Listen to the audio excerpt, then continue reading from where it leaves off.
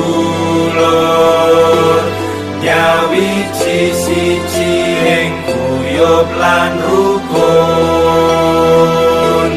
tansah ngajeni lan ngopeni ukur gunung hanjoko pagerti sedulur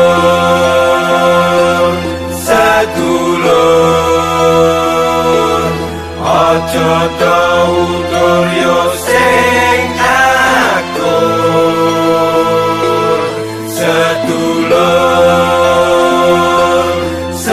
sedulur welas asih padha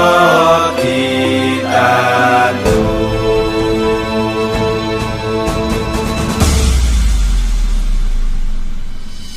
Asa tanpa amarah, asih tanpa pamrih, asuh supaya tuwa pasedulurane kukuh. Sing buta dituntun,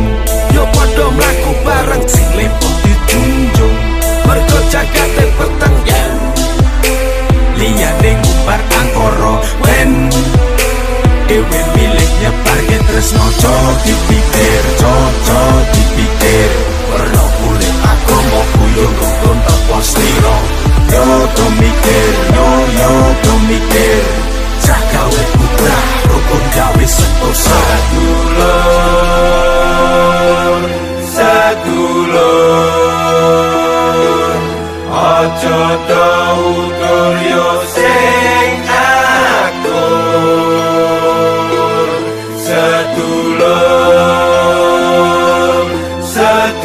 sedulur welas asih padha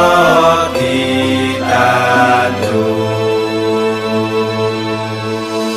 Menang dadi areng kalah dadi awu marang sedulur hei rasa do padu ora sana ora kadang yen mati melu kelangan agel gaman nungsan migunani tumraping liyan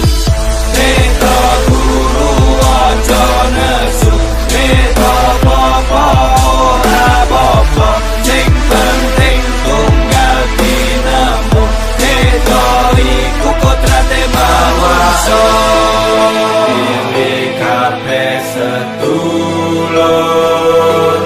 nyawiji siji ing guyub lan